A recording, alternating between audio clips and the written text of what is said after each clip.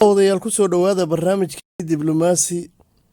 xaaladda Taiwan ayaad waxaa moodaa inay mar labaad cirka isku shareerayso.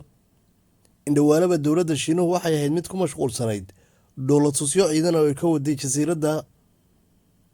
haatanse dowladda Maraykanka ayaa waxay sheegtay inay ciidamo kuweeda ah iyo diyaarado dagaal u diri doonto jidka Taiwan. waxay sheegtay dowladda Maraykanku inay xuquuq u leedahay inay marto badaha caalamiga ah, ciidamadeeduna ay howlgalla ka sameeyaan badaha caalamiga ah, taasoo aanay uga baahnayn wax oggolaansho ah dowladda Shiinaha. dowladda Maraykanku si rasmi ah uma faahfaahin ciidamada halka ay u dirayso, mana aanay sheegin inay halkaa ciidamadeedu ka sameynayaan dhoolatus military, balse waxay sheegtay in ciidamo kuweeda ah loo dirayo halkaa.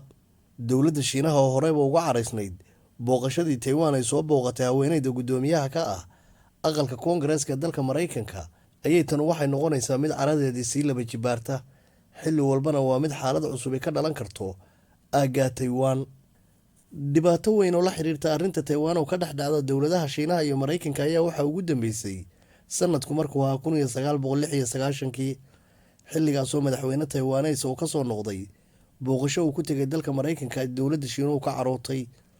wax yar dabadeedna xilligaa waxay maraakiibteeda dagaalka u dirtay jasiiradda Taiwan, waxaana ka jawaabtay durbadiiba dowladda Maraykanka oo jasiirad Baasifiga ku taalla kasoo dirtay 2 markab oo kuwa diyaaradaha xambaara ah. waxaana xilligaa dadyowga adduunku ay istuseen in dagaal weyne bilaaban karo, balse arrintaasu markii dambe waxay noqotay mid qabowda.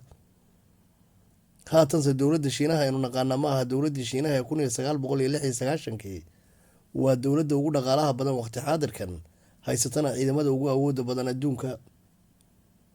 xaaladdan Taiwanina waa mid saacad walba weji cusub yeelan karta oo isbedeli karta.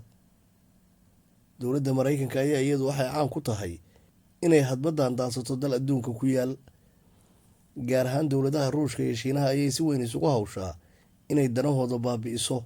dowladda Ruushku haatan waa mid ku mashquulsan dagaalka ay ka wado gudaha dalka Ukraine.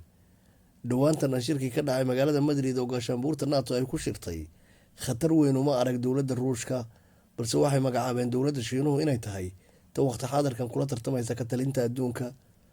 haatana dowladda Maraykanka waa mid la oran karo waxay u qalab urursatay Shiinaha, balse dowladda Maraykanku ma aha mid diyaar u ah inay dagaal foolka fool ah la gasho dowladda Shiinaha. waa mid isku dayeysa inay hor istaagto maslaxadaha dowladda Shiinuhu ay adduunka ka leedahay.